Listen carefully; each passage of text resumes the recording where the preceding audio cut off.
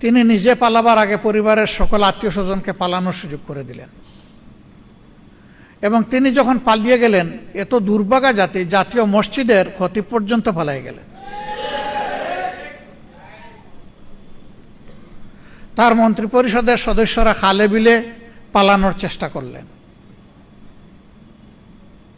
দুনিয়ায় মানুষের আশ্রয়ের দুটি জায়গা, অসুস্থ হলে হাসপাতাল, নির্যাতিত হলে বিচার বিভাগ।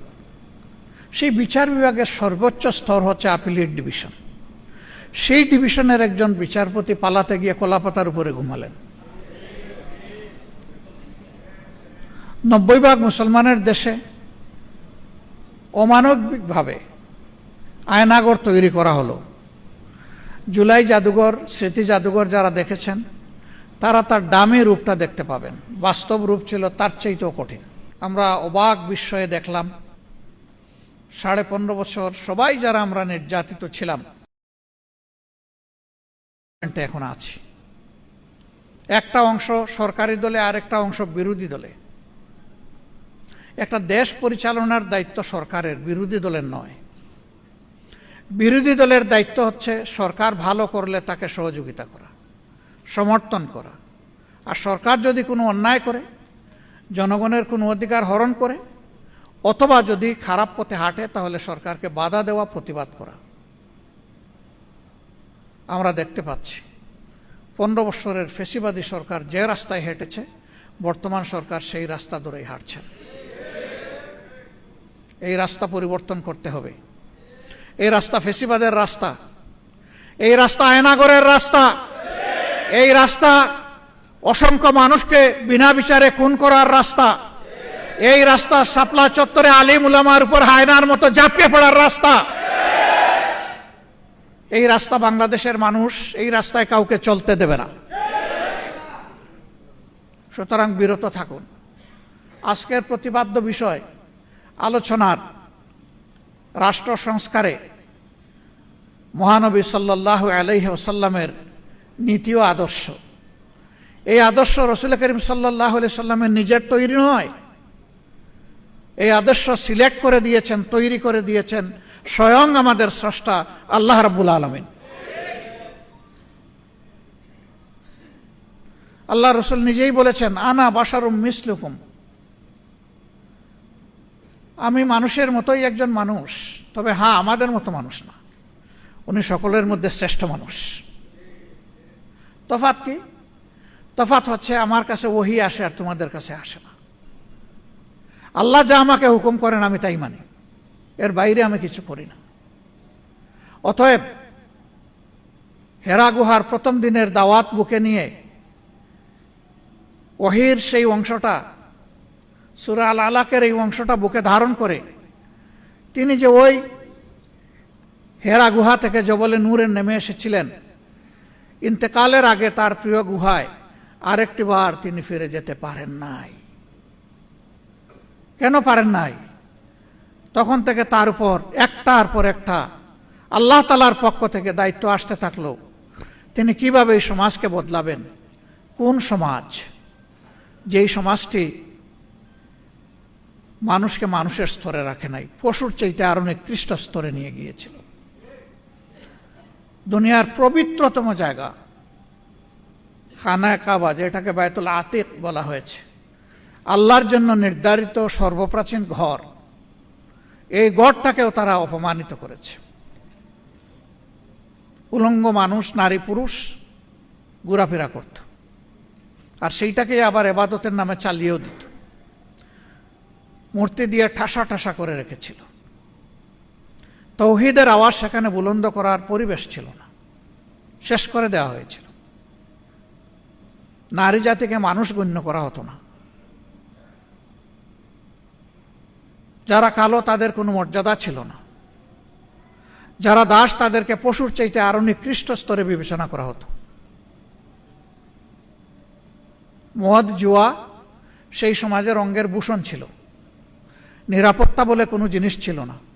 মানুষের রক্ত সেখানে মানুষের জন্য হালাল ছিল।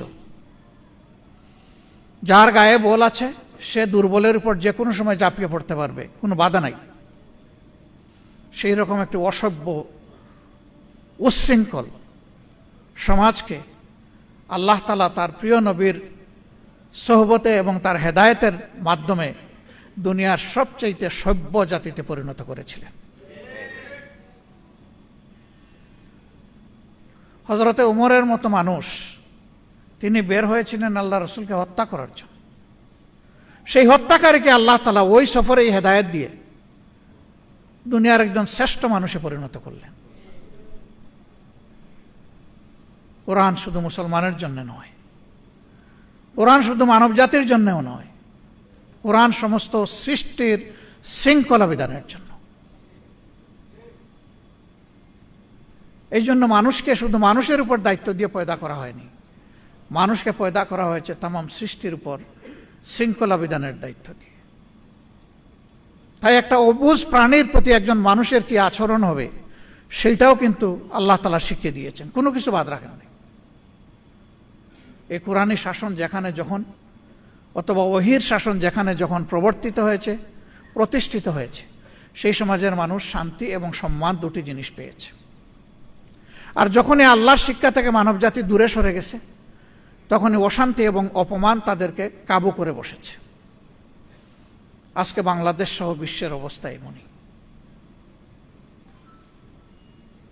সম্মানিত ভাই ও বন্ধুগণ, এখানে যে সংস্কারের উপস্থাপনা করা হয়েছে, এটি হচ্ছে পূর্ণাঙ্গ সংস্থা, এটা আংশিক নয়, যেটার মাধ্যমে মানবজাতির মানবজগতের আমূল পরিবর্তন ঘটবে। রাসূলুল্লাহ সাল্লাল্লাহু আলাইহি সাল্লামের আন্দোলনটা ছিল মূলত সাংস্কৃতিক আন্দোলন, অপসংস্কৃতিকে বদলে দেওয়ার আন্দোলন। যে মায়ের জাতিকে মানুষ গণ্য করা হতো না, সেই মায়ের জাতিকে বসানো হয়েছে মায়ের সম্মানে। পিতার চাইতে 3 গুণ বেশি সম্মান দেওয়া হয়েছে তাদের। আজকের ঘোষক যখন বিজয়ী 2 জনের নাম ঘোষণা করছিলেন, প্রথম জন মুশফিকা সালসাবিল, তিনি নাম ঘোষণা করে পিতার পরিচয় দিলেন পরবর্তী পর্যায়ে এসে, এবং রচয়িতা রচনাকারী আর পিতার জন্য দোয়া করলেন, কিন্তু মায়ের জন্য একটু দোয়া করলেন না। এই মা তো এই মেয়েটাকে তার গর্ভে ধারণ করেছেন, এই মাই বুকের দুধ দিয়ে তাকে বড় করেছেন, এই মাই তাকে বিকশিত হওয়ার, মানুষ হওয়ার জন্য সবচেয়ে বেশি দায়িত্ব পালন করেছে। আমি দোয়াটা করে দিলাম, আল্লাহ তাআলা ওই মাকেও সম্মানিত করুন। আরেকজনের জন্য কোনো দোয়াই করেন নাই, ওনার জন্য দোয়া। উনি ওনার পিতামাতা এবং সম্মানিত শিক্ষক মণ্ডলী, মুশফিকারও সম্মানিত শিক্ষক মণ্ডলী, যারা মানুষ হওয়ার জন্য তাকে তিলে তিলে সাহচর্য দিয়েছেন, নার্চার করেছেন।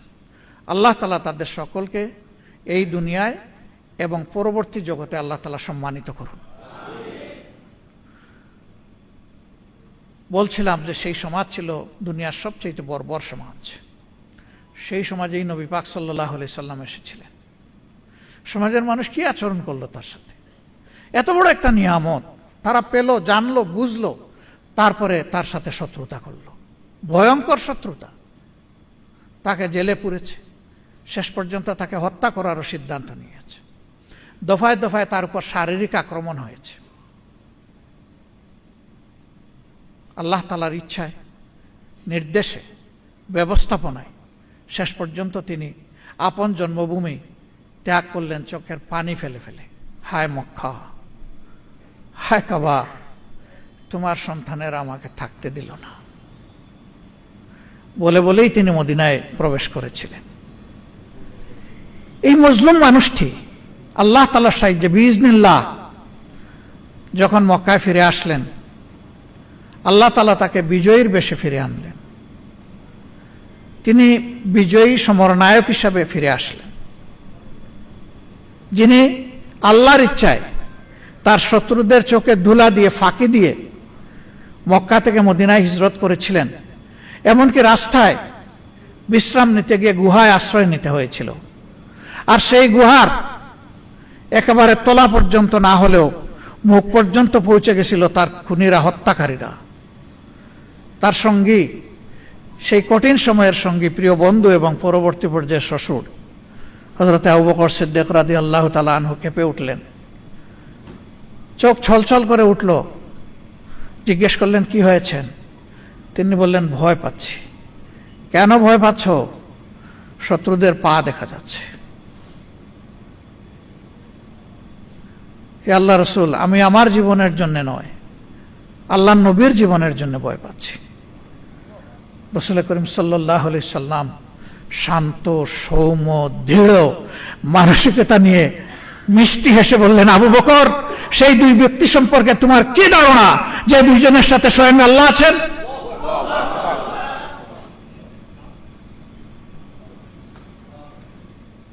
সেই ব্যক্তিটি যখন ফিরে আসলেন, ফিরে আসার পরে তিনি বললেন, ও মক্কাবাসী, আজকে তোমরা মুহাম্মদের কাছে কি চাও সাল্লাল্লাহু আলাইহি ওয়াসাল্লাম? বিচক্ষণ, বুদ্ধিমান, সর্দার ব্যক্তিটি দাঁড়িয়ে বললেন, আপনি আমাদের সম্মানিত ভাই এবং ভাতিজা, বলেই বসে গেলেন। কি চান এটা বলেননি, ইশারা কাফি। রাসূল মাকবুল সাল্লাল্লাহু আলাইহি সাল্লাম বুঝে ফেললেন, আপন ভাইয়ের কাছে, আপন ভাতিজার কাছে একজন মানুষ বা মানব গোষ্ঠী যা চায়, আজকে মক্কাবাসী আমার কাছে তাই চায়। তার অন্তরে ভাবনার জোয়ার সৃষ্টি হলো, আমি আজ কি করব? এখানে তো আমি স্পষ্টভাবে দেখতে পাচ্ছি হযরতে সুমাইয়ার হত্যাকারীদেরকে। আমি তো দেখতে পাচ্ছি হযরতে খাব্বাবের উপর যারা অত্যাচার করেছিল তাদের মুখ। আমি তো দেখতে পাচ্ছি আমার কলিজার টুকরা বেলালকে যারা টেনে হিঁচড়ে মক্কার অলিতে গলিতে তার রক্ত জড়িয়েছে, মাংস জড়িয়েছে, চর্বি গলিয়েছে, আমি তাদের মুখ দেখতে পাচ্ছি। এই অবস্থা আজকে আমি কি করব? হে আল্লাহ, তুমি সাহায্য করো। আলহামদুলিল্লাহ, কিছুক্ষণের মধ্যেই তার মুখ উজ্জ্বল হলো। তিনি বললেন, হে আমার প্রিয় সাহাবীরা, সঙ্গীরা, তোমরা মদিনার অলিতে গলিতে ছড়িয়ে পড়ো, জানিয়ে দাও মহান আল্লাহ এবং তার রসুলের পক্ষ থেকে মক্কাবাসীকে আজকে সাধারণ ক্ষমা ঘোষণা করা হয়েছে।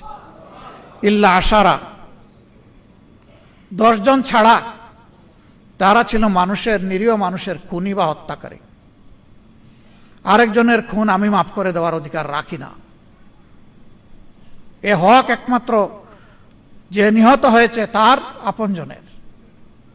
আল্লাহ রসুল বললেন, এই 10 জনের যারে যেখানে পাওয়া যাবে তাকে সেখানেই হত্যা করা হবে। এমনকি সে যদি কাবাগরের ভিতরে আশ্রয় নেয়, ওখান থেকে বের করে এনে তার আঙ্গিনায় হত্যা করা হবে। যদি কাবার গিলাপের পিছনে লুকিয়ে থাকে, ওখান থেকে বের করে এনে তাকে হত্যা করা হবে। কারণ হত্যার শাস্তি হচ্ছে একমাত্র হত্যা। না, 10 জনকে হত্যা করা হয়নি। অনেকে ভয়ে পালিয়ে গিয়েছিল। ইতিহাস থেকে জানা যায় সর্বমোট 3 জন বা 4 জন, তাদের উপর এই হদ কায়েম করা হয়েছিল। একজন দুর্দর্শ, যার নাম ঘোষণা করা হয়েছিল, তিনি ইয়েমেনে পালিয়ে গিয়েছিলেন। তার স্ত্রী ঈমান কবুল করেছিলেন। তিনি তার বাচ্চাদের নিয়ে হাজির হয়ে বললেন, হে আল্লাহ রসুল, আমি আপনার একটু দয়া প্রার্থনা করি। তিনি বললেন, মা বলো তো কি? বললেন যে বদরের যুদ্ধে আমার শ্বশুর আপনি এবং আপনার বাহিনীর হাতে নিঃশেষ হয়ে গেছে। ওমর ইবনে হিশাম, যাকে আমরা আবু জেহেল নামে চিনি, তার ছেলে ইকরামা, আমি তার স্ত্রী। এখন এই কচি বাচ্চা আর আমি, আমাদের কোনো অভিভাবক নেই। আমি আপনার কাছে আমার স্বামীর নিরাপত্তা কামনা করছি। রাসূল করিম সাল্লাল্লাহু আলাইহি ওয়াসাল্লাম যে 10 জনের নাম ঘোষণা করেছিলেন, এর মধ্যে ইনি একজন, ইকরামা।